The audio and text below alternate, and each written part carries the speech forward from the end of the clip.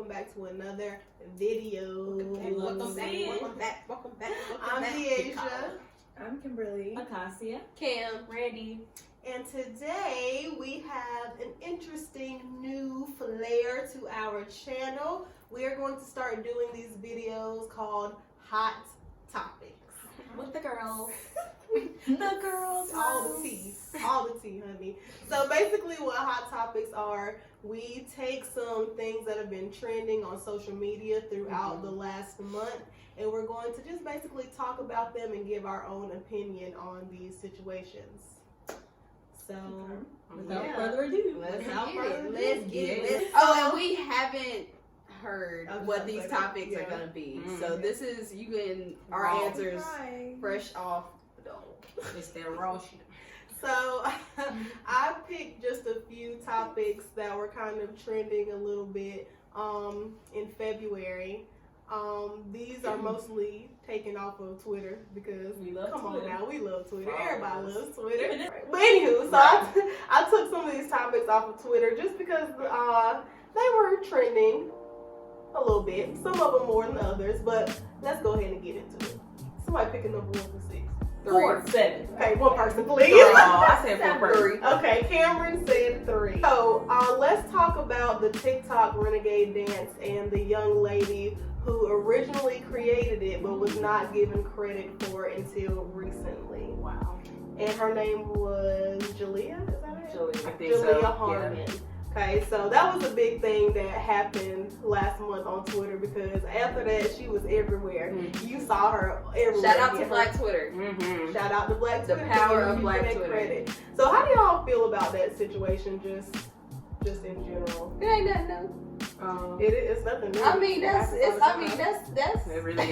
that's a pattern. You know what I'm saying? That's Black women did it first. and then we don't get the credit. I mean, It's crazy because I did not know like she even existed. Me either. I seen That's that, what makes me mad. and I was like, oh shit, that's fire. That's the hot fire right there. Little did I know it was cultural appropriation. Cultural appropriation. That's how it y'all. happened. Y'all, I had to go back. I had learned the gentrified version. I had to go back and relearn the actual original version because I was just so angry at myself that I let my spirit take in that foolishness. it was tough. It was tough. I think it was a really great learning lesson though for our community. Like we have to take care of our own community. Like shout out to K Camp for actually like going to get her and putting her on the Hey forefront. Kemp, if you watching this, bro, I'm your biggest fan. Oh god. Put me on the track. oh, The biggest fan. man. I love K Kemp, y'all. Yeah, no, I do commend him for that, for really like going to get her and be like, no, this is the girl who originally did it. Like y'all need to give her credit because if he didn't, we probably still wouldn't know about her at all. And she created like one of the biggest TikTok dances. Right. Look, I feel like a lot of people download TikTok specifically because of that. Because of that TikTok, dance. TikTok really Renegade. got a larger black following. Like she made it to Ellen. On Dancing. Ellen, she was dancing at people's games. Yeah. She- All-Star Weekend. Yeah. Oh yeah, she was at All-Star Weekend. How did y'all feel whenever the little Becky and Susan, what was their names? Yeah. Whenever they got invited to Yeah. If you didn't know, the other young ladies who gentrified. gentrified the original Renegade dance, they invited Jalea to come and do the dance with them, and they did a TikTok together. I mean, I guess. I feel like it was a stunt. No, go ahead. I feel like black women are always taught and conditioned to, be so accepting and so forgiving. I promise you, if I was like, no, I don't want to do nothing with you. Like, and then she was so gracious about it. She was so kind and sweet about it. Like, Oh, no, I don't even think I've ever heard a video of her talking. Like, I just seen her doing the dance and that's it. Like, I You have talking to about Ellen? I need to go back and watch it. Yeah. I didn't watch her when she was on Ellen. I just watched her do the dance. It's very poised and it was very cute. Good for her. Good for you, Jalea. Typical black Really? woman doing what she gotta do. Really. What she gotta do. Engaging with. Never mind. Oh, God. Yeah, that was a big thing that happened in February. It was everywhere. Happy Black History Month. Hey, that was Black History right there. it was. That need to be in somebody's textbooks.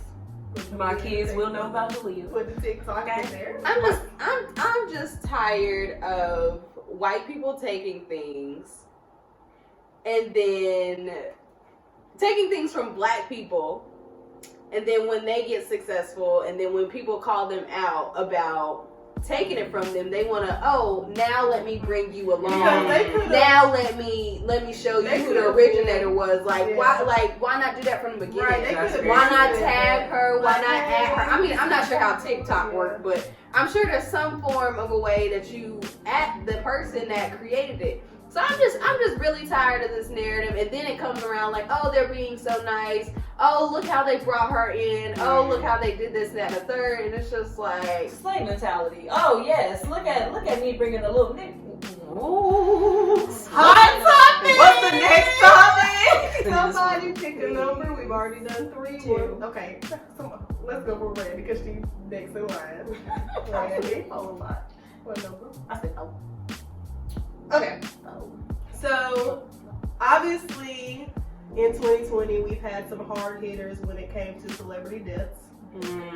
How do y'all feel about the people who basically shame others for mourning a person that they didn't know personally? Because I know when Kobe died, that hit me hard. Like, I never in my life met Kobe Bryant, but I was literally down and out that whole day when I found out that him and Gigi died. Yeah. And this happens all the time when celebrities pass away. People make you feel bad. Oh, you didn't know them. Why you ain't been talking about them. You ain't watching none of their games. You ain't listening to none of their music. When Pop Smoke died, I was sad. Like, I feel like you don't have to personally know somebody to be sad about them dying. Like, that's just so crazy to me that people like really try to shame people about feeling sad about somebody's death. Well, I feel like it's none of their business. I feel like people make it feel like it's a competition. Like, oh yeah, I listen to more of his albums. I watch more of his games. I know more of his stats than you do. So why are you sad? Like, I feel like they are doing more to boast themselves than that's stupid. I will say that I have never. I can't think of a person or a time that I have experienced that. So I haven't verbally said like, oh, I don't understand why y'all are doing that or trying to shame it, but I don't understand that experience because I've never had it. I do understand people's significance to culture and to people's lives as role models. However, I have never had that experience, so I don't understand. I sympathize and I empathize, with people that have that experience, but I have never had that experience. I've seen like firsthand, like with my girlfriend when she was taking in Kobe's passing, and I was like, this is a real thing. However, I still had never experienced it, so I still didn't understand just like the mindset of mourning someone that you have never met or that you don't know their personal, intimate, everyday selves. So that's just my take on it. I think too, some people do use deaths as like an attempt to gain followers or to gain some type of clout, because you'll see people kind of like starting arguments or saying something kind of reckless in comments and stuff like that. So I think that's kind of where it comes from, like, oh well, you ain't really keep up with Kobe and da-da-da-da. But I mean, death is death. It's really sad. So I mean, rest in peace to these people who have passed. Also, I think sometimes social media kind of desensitizes us because it just like TMZ hits quickly with the news. Like when Kobe died, I don't think Vanessa even knew there was an accident or anything. So we just kind of know quickly and we move on quickly. So I think sometimes like when Kobe died, it was like, oh, RIP, and then some people like, a couple weeks after were just like, I can't believe Kobe's gone, and then it's like, okay, well now you clout chasing. But it's like, no, like we're still sad about it. Like y'all might be a little desensitized to the fact that like, people die and it's, quick, Twitter's quick, it's fast, but it was a pretty big death, especially being that it was his daughter and then also other people on the plane. It was just kind of like, it was crazy. Like we needed to mourn that one. We really needed to spend time on that one. So I think that's kind of what the kind of crossover is. Well, in my opinion. For the people in the back, that don't know, can somebody explain the whole Kale and Oprah thing. Somebody explain it, Okay, 'cause I'm gonna be biased. Okay, so Gayle King, she decided to have a very famous WNBA player. What's her name? Lisa Leslie. She had Lisa Leslie on her show talking about Kobe's legacy and Kobe's death and how it took her, how it like affected her, because those two were very, very close. Amidst the interview, she took a segue and brought up Kobe's rape allegations. And so there was a whole uproar behind why would she bring that up. So I'm gonna just go ahead and stop there and everyone digest. I have a lot to say about that. My thing Go is- somebody. Okay, yeah, you go. Okay. I just don't get it. Like, Come on. like I just don't get it. Like, why do you feel like this time is the appropriate time to bring something like that up? Discussing with somebody's very close friend about their death, about his daughter's death, and you feel like this is a good time to say, oh, well, he raped somebody. Well, he was allegedly raped somebody. Like that just doesn't even make sense to me. Like, what is this interview for right now? Because if I was Lisa, I would have got up. Somebody The man I would wasn't have even. gotten He up. was He gone. was not even. Yeah. He was not even in the ground. My issue with it is bringing up somebody's past that has already died. Like, I hate when people do that, because when Michael Jackson died, it was all this child abuse and then, like, this person has died. Like, imagine, well, I mean, don't imagine if you died, but if you died, you would want people to remember you for the good things that you've done. And Kobe has done a lot of great things. I mean, before he died, he was really about to bring the WNBA to light, and it was just a lot of powerful things that he was about to start doing outside of his basketball career. Like, we all knew him as the basketball person, but he was really just about to do a lot of amazing things. And I just feel like bringing up the rape charge is just trying to kind of like burn his name before he goes under, and I don't like that. I don't like bringing up people's past, especially because they're not here to defend themselves. Like, he can't say anything about the rape charge now because he's gone. So why are we bringing this up? I really cannot stand that after someone's died. Fingers up. I have a few points. A couple, y'all. So We're good. with bringing up people's past, it can be it's like a two-way type of thing, because UNCG recently changed the name of an auditorium, and there was also a street that's outside of UNCG that was changed because the man was a slave owner or a racist, something that wasn't conducive to the inclusivity. And so with bringing up people's past, at some point, I feel like it is okay. It is okay. It's accountability. It is okay.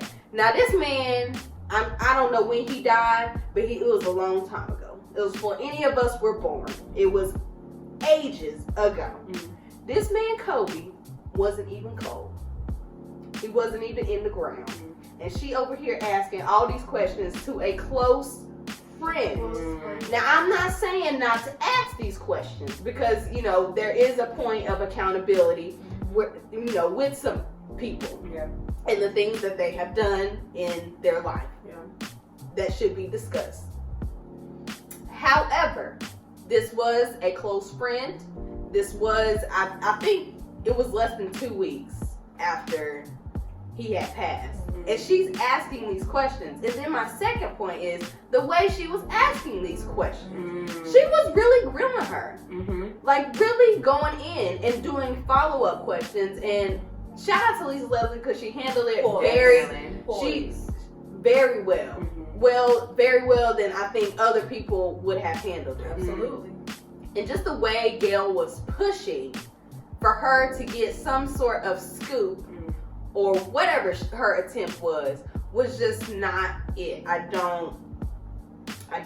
It was not it. I don't understand, like Deaja said, I don't understand what the question, if you was going to ask it, you know, how do you feel like it affected his legacy? Or, I mean, I don't even know what the purpose of the question was. Right. But There was none. there was no purpose. And just if she was going to ask it, the way she asked it was not it. And the fact that she was trying to blame it on her network Gail, you sat there and asked a question.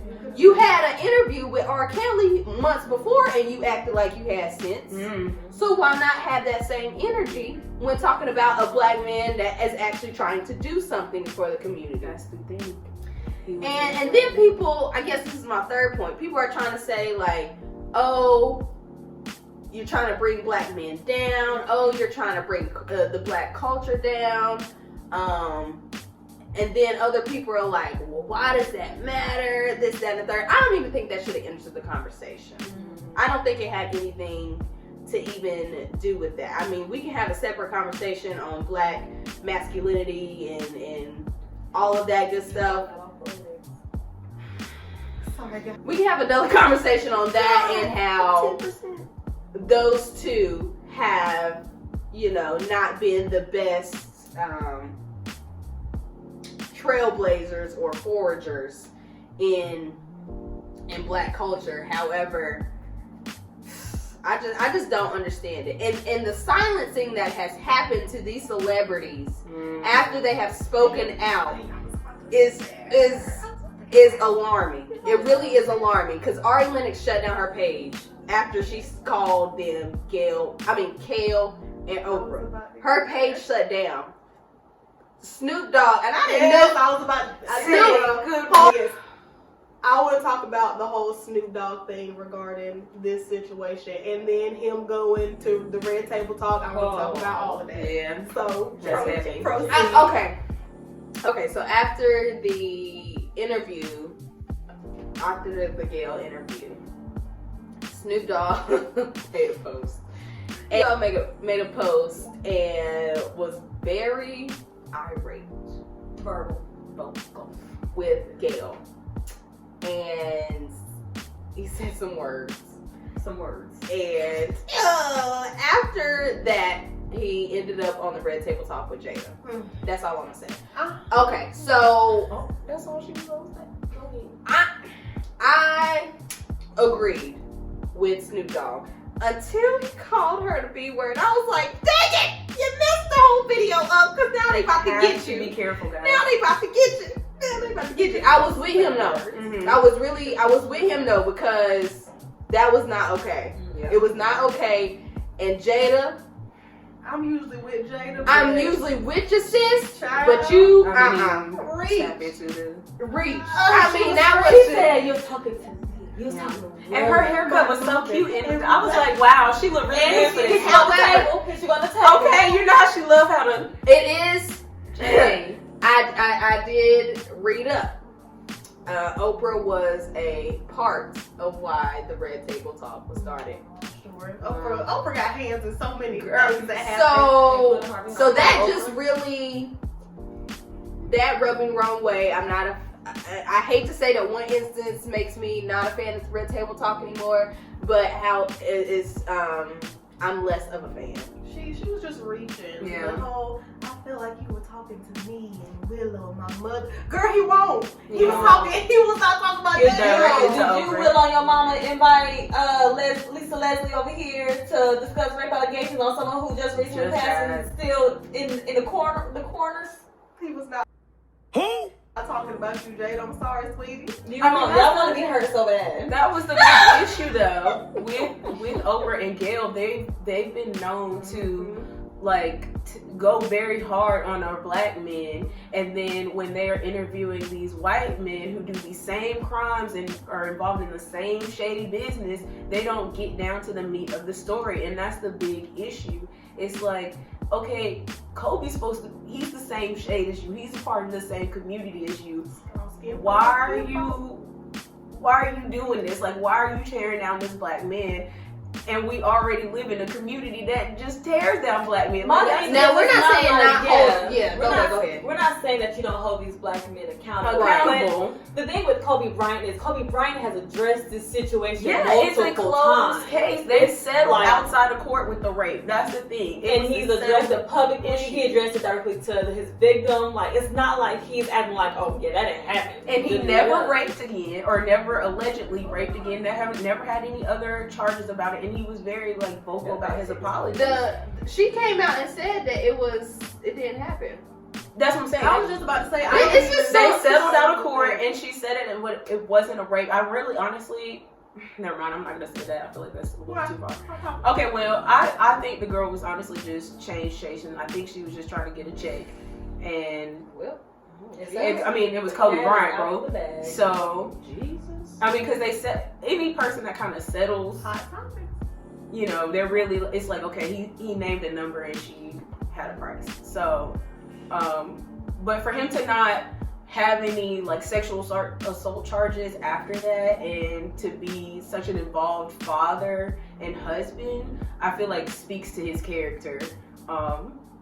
But I mean, so we are not saying that just because you're involved in your family's life does not mean that you can be a rapist. You know what I mean? However, these are the facts. Time. Yeah. It wasn't the appropriate time to bring up what she was trying to bring up. It wasn't. And we're not No, saying that's not either that if somehow you settled and you were you were raped, yeah, we're That's not not saying what we're that you're This video either. We want to be clear. We want to Yeah. be clear. yes, We rape are is talking very about serious. This situation. It is sexual assault. Speak up on it. we are only speaking on this case. We are advocates Absolutely. for. Is it survivors? That's the correct Yes, word. survivor. We are advocates for survivors. Me too. We are not shaming. We know that survivor behavior is different for every person in Yes. every situation, and we acknowledge and honor that, and we are very much advocates. Yeah, Yes. but Disclaimer. the facts of Kobe Bryant's specific case and the specific girl, these are my opinions as far as that.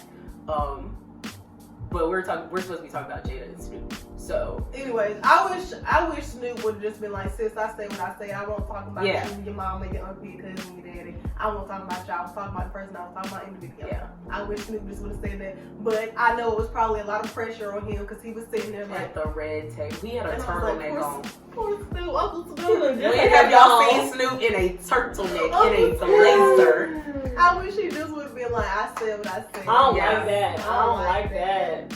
Cause Insert I think commercial. Jada just, I don't think she heard the video. Like what? No, she heard it. No, I'm saying I don't think she grasped the right parts. I think the disrespect of No, she heard it. like the B word. Jada about to have us on the next red table talk. Okay, and too many chairs will be around. Like, Jada, don't click them damn nails on that table no more.